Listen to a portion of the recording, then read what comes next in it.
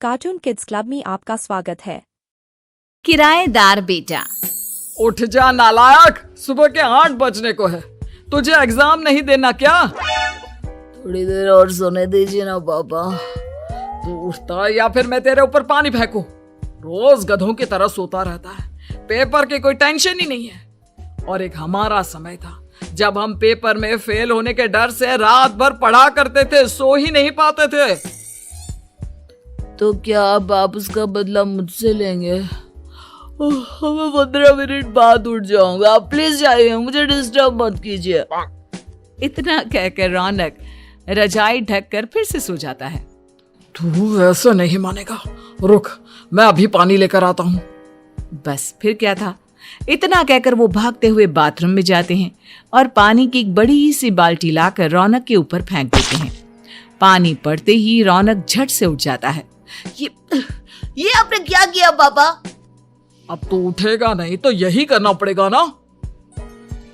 वैसे thanks dad, आपके कारण ना अब मुझे नहाने की भी जरूरत नहीं पड़ेगी। चलिए अब आप माँ से बोलकर मेरे कपड़े निकलवा दीजिए, तब तक मैं ब्रश कर लेता हूँ। वैसे कल ना आप एक काम और करना, नहलाने के साथ साथ मुझे ब्रश भी करवा देना। ये ब्रश करने में ना मुझे बहुत आलस आता है।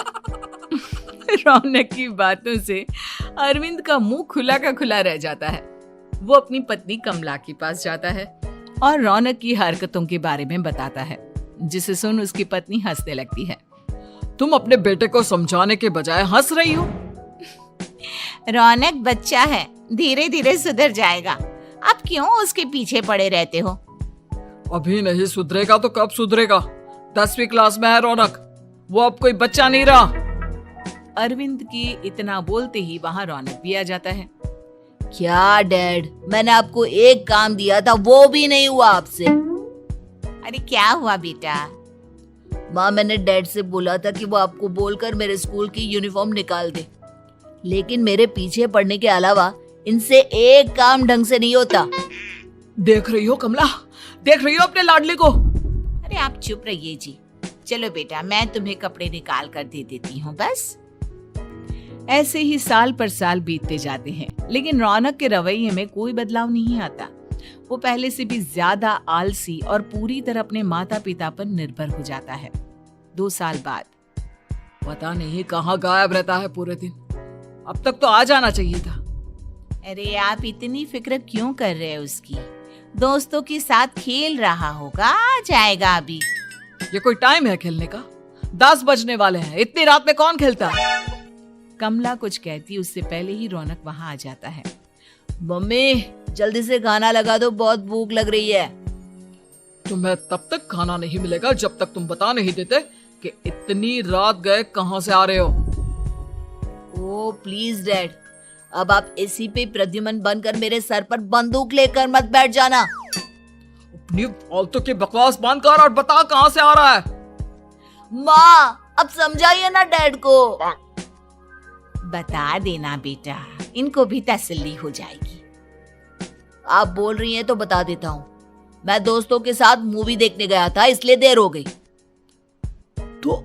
तो इन सब चीजों में मेरे पैसे उड़ाता है। कभी 1 रुपया कमाने के बारे में सोचा है तूने? जब देखो हवा की तरह पैसे उड़ाता रहता है। माँ अब आप इन्हें चुप करा दीजिए, वरना ना मुझे गुस्सा आ जाएगा। अच्छा क्या कर लेगा?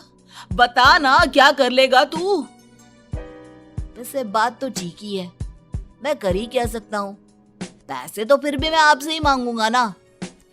चलिए अब ये सब बात छोड़िए और मम्मी मेरे लिए खाना लगा दीजिए। अभी लगा देती हूँ बेटा। मैं बता रहा हूँ कमला, एक दिन ये ऐसे ही बिगड़ जाएगा। ओफो, आप क्यों इतना पीछे पड़े रहते हो मेरे बच्चे के?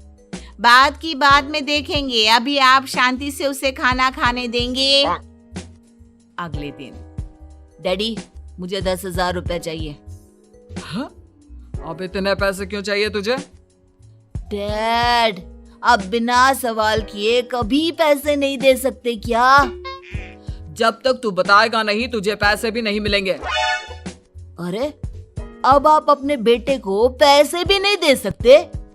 नालायक, तेरी उम्र के लोग नौकरी करते हैं और एक तू है जो नौकरी करने का नाम ही नहीं लेता कभी। आप लोगों के होते हुए भला मैं नौकरी क्यों करूं? अरे हम कब तक पैसे देंगे तुझे? तुझे भी तो अपने पैरों पर खड़ा होना होगा ना।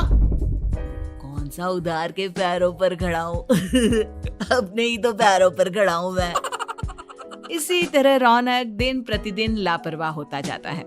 उसकी लापरवाही को देखते हुए अरविंद और कमला अपने बेटे की शादी कराने का फैसला लेते हैं और 1 महीने के अंदर अंदर ही रौनक की शादी मेघा नाम की लड़की से करा देते हैं। शादी के कुछ दिन बाद, रौनक, मुझे एक अच्छी सी साड़ी चाहिए, आप ला दोगे ना?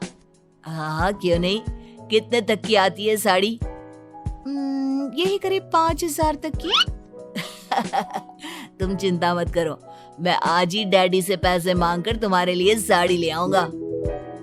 आप कब तक ऐसे ही अपने पापा से पैसे मांगते रहेंगी? कोई अच्छी सी नौकरी क्यों नहीं कर लेते आप?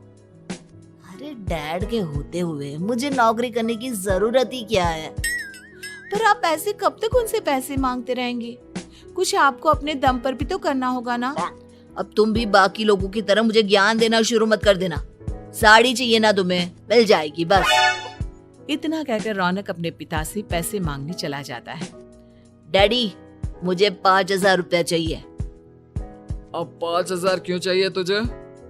वो मेघा को साड़ी चाहिए थी। अरविंद आगे बिना कुछ कहे चुपचाप उसे पैसे निकाल कर दे देता है। कुछ दिन बाद, तुम्हें नहीं लगता कमला, रौनक हम पर पहले से भी ज्यादा डिपेंड हो गया है?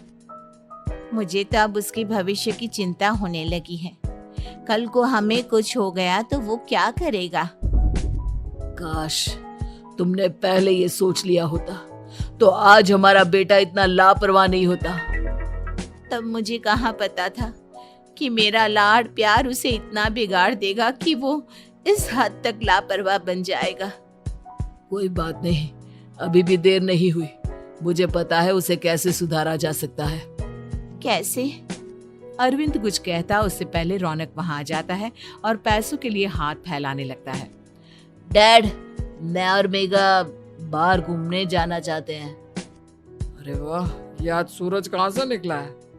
Dad please. अच्छा चलो अब मुद्दे की बात करो। मुझे अब 25,000 चाहिए। अब तुम्हें 1 रुपया भी नहीं मिलने वाला। अगर तुम्हें पैसों की इतनी ही जरूरत है तो कोई ढंग की नौकरी कर लो। मम्मी, आप कुछ कहिए ना डैड को। बेटा, वो गलत क्या बोल रहे हैं? ये सब हम तेरे भले के लिए ही तो कर रहे हैं। मम्मा, मैंने बताया ना आपको, मुझे नहीं करनी कोई जॉब वॉब। तो ठीक है, निकल जाओ हमारे घर से। तुम्हारे जैसे लोगों के लिए मैंने ये घर खड़ा नहीं किया है। जितना ये घर आपका है ना, उतना ही मेरा भी है। मैं कहीं नहीं जाने वाला। जाना तो पड़ेगा ही तुझे, क्योंकि अब मैं तेरा कोई भी खर्चा नहीं उठाने वाला। ठीक है, मत उठाइए मेरा खर्चा, मैं अपने दम पर भी जी सकता हूँ। तो बेशर्मों की तरह अब तक यहाँ क्यों खड़ा है? अपना सामान ले और निकल जाए यहाँ से। रौनक पैर पटकते हुए वहां से चला जाता है। घर से निकालना जरूरी है क्या उसे? बिना पैसों के कौन रखेगा उसे किराए पर? अगर उसका भविष्य सुधारना है तो हमें अपने दिल पर पत्थर रखकर ये कदम उठाना ही होगा। दोनों बात कर रहे होते हैं कि रौनक अपनी पत्नी के साथ एक बड़ा सा बैग लेकर घर से निकल जाता है, लेकिन घर से बाहर उसे कोई भी मुफ्त में अपने घर किराए पर नहीं रखता। अंत में थक हार कर वो फिर से अपने घर चला जाता है। क्या हुआ? थोड़ी देर पहले तो दहाड़ते हुए घर से निकला था, अब क्या हुआ? नहीं रखा ना किसी ने तुझे किराए पर? डैड प्लीज, मैं कुछ दिनों में कोई अच्छी सी नौकरी शुरू कर दूंगा। आप तब तक तो हमें रख लीजिए प्लीज। सुबह से रात हो चुकी है लेकिन कोई हमें रखने को राजी नहीं है। अब आप ही बताइए, इतनी रात को मैं मेघा को लेकर कहाँ जाऊंगा? ठीक है, बहू की वजह से मैं तुझे घर पर रख रहा हूँ, लेकिन तू इस घर में एक बेटे की नहीं बल्कि एक किराएदार की हैसियत से रहेगा। 3 महीने है तेरे पास। इन 3 महीनों के अंदर अंदर मुझे तेरी पहली तनख्वाह हाथ में चाहिए, समझ गया? पक्का डैड, इन 3 महीनों के अंदर अंदर तो कोई बढ़िया सी नौकरी ढूंढ ही लूंगा मैं। ऐसे ही धीरे धीरे समय बीतने लगता है और अरविंद के दिए 3 महीनों में से 2 महीने बीत चुके होते हैं। पापा जी ने हमें 3 महीने दिए थे, जिसमें से 2 महीने तो बीत चुके हैं। अब ये आखिरी महीना बचा है। अरे तुम चिंता मत करो, आज मेरा ना 2 जगह इंटरव्यू है, दोनों में से कहीं ना कहीं तो जॉब लग ही जाएगी। अच्छा, all the best. Raunak interview के लिए निकल जाता है, जिसके बाद शाम में रौनक घर आता है। कैसा गया इंटरव्यू? आपकी नौकरी लगी या नहीं? अरे पहले सांस तो ले लेने दो अच्छे से। बताइए ना, मुझसे तो जरा भी इंतजार नहीं हो रहा है। वो दरअसल बात यह है कि मेरी नौकरी तो लग चुकी है, लेकिन पैसे बहुत कम है। कितने पैसे हैं?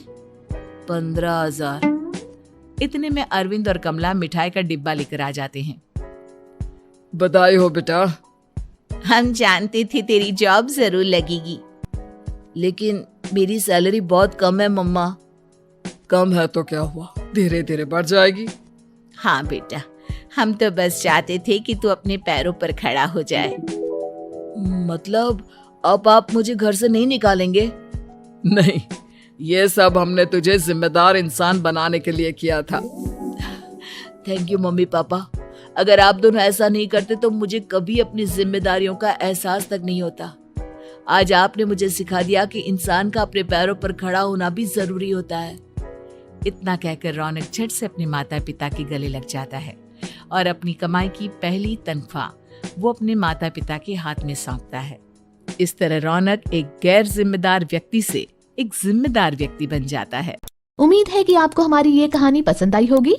कृपया हमारे चैनल को सब्सक्राइब करें और सभी अपडेट्स के लिए बेल आइकन जरूर क्लिक करें। और हाँ, वीडियो लाइक और शेयर करना मत भूलिएगा। Bye bye.